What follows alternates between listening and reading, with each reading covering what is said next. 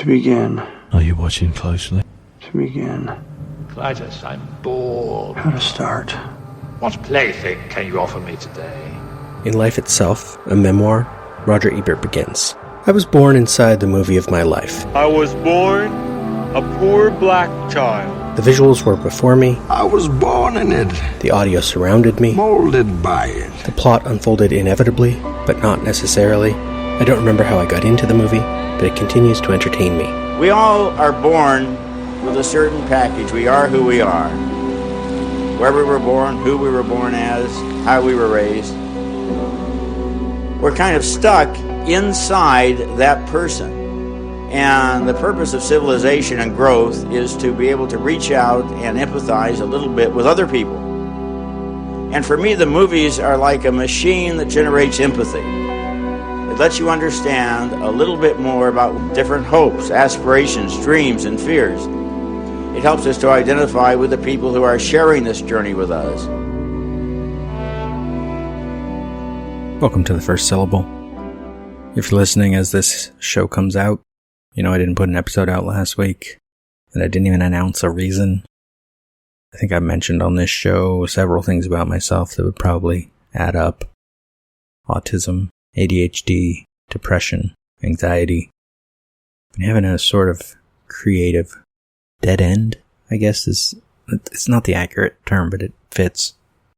I have my 3 other shows going, and I was getting ready to record some episodes for that, and it just hit me that I wasn't sure why I was doing this. Why I keep making podcasts, why I put these 3 currently on that are going to last a couple years, and I'm ready for the next project, and it's a problem. I conceive of things, and they're great ideas, and then the execution sometimes is beyond me. I wanted to do my Curse of Straw D&D campaign as a podcast, and our recordings were messed up in the early episodes, and I didn't know how to fix that, and then it just built and built and built, and I don't know that I can even try to fix any of that, or fix the later episodes, or make it into a show. But that has also made it kind of more fun to run, because now it's just a D&D campaign I'm running, but I also want to do a D&D campaign that is a Twitch stream, or a YouTube, or a podcast, because I want to be in that moment and play that thing and be able to have an audience for something. Most podcasts don't have an audience. You do it because you have to talk about these things. I was listening to Off to Broadway. I've been thinking a lot about musicals lately. And I will circle this back around to the last syllable of recorded time, by the way, but mostly this is a rant about writer's block, I guess. Creator's block. But I was listening to Off to Broadway, an old episode, and a couple things occurred to me. Before I get to the line in particular that really hit, I would mention they were talking about musicals that made you love musicals, and realize this was a thing you wanted to spend more time with in your life. And I was thinking about musicals I liked when I was young, because I saw a lot as a kid. We lived in Pasadena. Glendale Center Theater wasn't that far off, so we'd drive over here, see a show. I think tickets were like $12, which was awesome. It's a theater in the Round here in Glendale. I live in Glendale now, but pandemic kind of killed that theater, and it's closed and for sale right now. But I also hadn't seen a show there in a while, because now I can afford to see shows at bigger places, like the Pantages, the Amundsen. And I realized the characters I connected with in old things, it makes so much sense, given who I know I am as an adult now. Connecting to Mordred in Camelot, knowing all the lines to his songs so much that when I was sick and couldn't make it, when my family went to see the show again one night, I'd seen it a few times, but they went without me one night. My mom got Mordred to sign my program, and apparently she told him all about how I would sing this along with the songs, and he wrote down like, didn't know I had an understudy this whole time. Glad you love it, or something like that. Unfortunate musical-related thing. This isn't a show about musicals, but actually, if it were a show about musicals, we'd be in danger of an interesting discussion episode with my wife about the recent revival of Oklahoma. That's what got me thinking about musicals again the last few weeks. At the same time that I've been having trouble with all of this other stuff. Creative energy. Sometime in some move, somewhere in the last 10 years, I don't know when. I don't know if it was on purpose in a fit of, like, fuck these things, my life sucks, which it could have been, depending on the time. Moving out when my wife and I separated, perhaps. But I no longer have my collection of old playbills, which included that signed one, and my signed Phantom of the Opera thing with multiple cast members because we hung out at the cast exit tour for that one a few times. Now I don't even get the physical playbill anymore at the theater. They have a QR code so you can read the stuff on your phone. I'm like, I'll just get that if I need to look up some information about a cast member or something. Because it seems weird to start the collection anew 30 some years later or whatever. But Mordred, connecting to the villain, connecting to the Phantom and Phantom of the Opera that a lot of people did, and especially people that are fans of musicals where, we're different. I didn't really play D&D when I was a teen, although I did try a few RPGs, played D&D once. I didn't know people who did. I went to a private school. That wasn't something we were going to be doing on a regular basis. We'd get in trouble. Hell, I got sent to the principal's office for reading the Lone Wolf novels at school.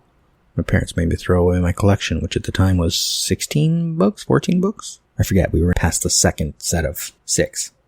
Connecting to Mark in Rent, actually, to be fair, originally I loved Roger, but they're both sort of got their problems. It's interesting. This show. No. I'll get that at when I get to the thing. No. This show. Losing the order here.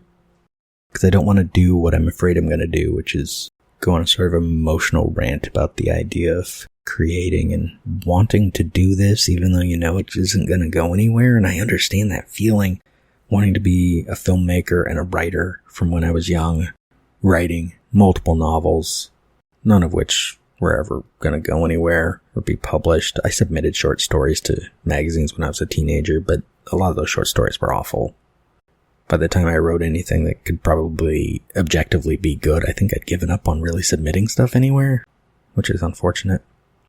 But this show has become this sort of exploration of my inability to write the thing I want to write, because it's all about prep.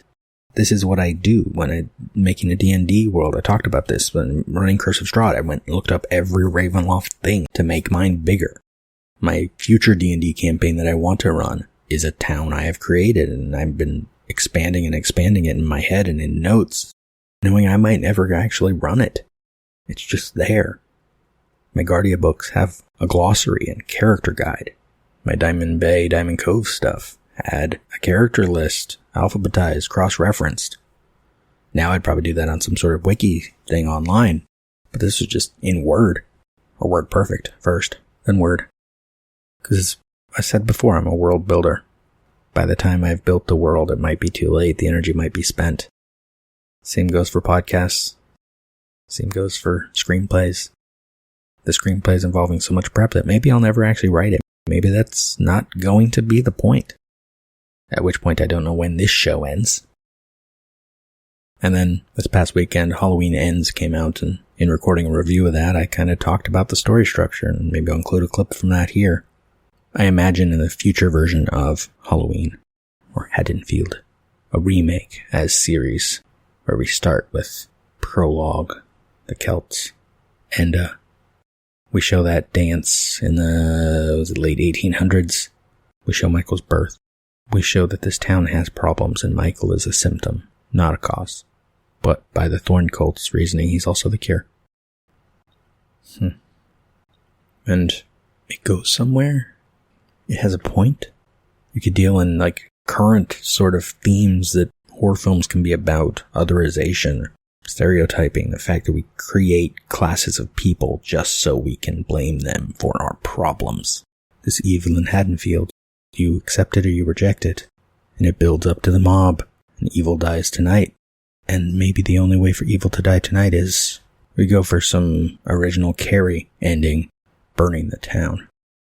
I think Salem's Lot gets destroyed too. Work with that. If you're going to play the town as a thing, you don't just have it be a one-off in your middle film of your trilogy. Make it matter. Because I'm starting to just think of things again and want back in, and it hasn't even been that long a break, but it has been this sort of gradual descent into it, so it's been a few weeks, but only 1 week where I didn't release any episodes and didn't tell anyone, and it was just like, fuck that. I'm gonna go away and settle and regroup. And then a couple things happened. My wife and I went to see the Search for Signs of Intelligent Life in the Universe One Woman play, and there's this moment at the very end of the show. She's been trying to explain to them the difference between art and soup, which is a running joke from the beginning of the show. And she takes them to the theater, And she realizes too late that they're not watching the show, they're watching the audience. And they tell her, the show is the soup, the audience is art.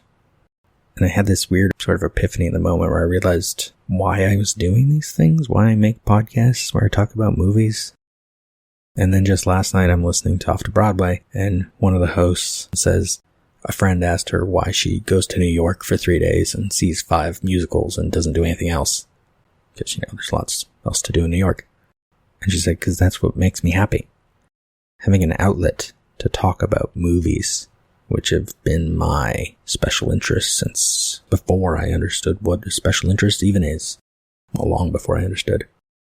Talking about movies, watching movies, critiquing them, using them to talk about everything else. This makes me happy. So, as soon as I can reschedule that last set of episodes for my existential trilogy, maybe next week, those shows will be back. This show will continue. And maybe I'll never write the last syllable of recorded time. I don't know. I did promise that this would circle back to that, and specifically is the notion of musicals. I talked about how I want this thing to end before, and one of my first notes for the last syllable of recorded time was this thing where he's talking about the Groundhog Day musical, and he's like, here, and he brings Tim Minchin into frame to explain who he's talking about. And he's like, maybe he'll write a song for us later. And I would love the idea of getting Tim Minchin to write a song for the end of the movie, or write multiple songs, or do the score. All these huge ideas. My ideas often go bigger than I could ever execute. And I just have to accept that, I guess.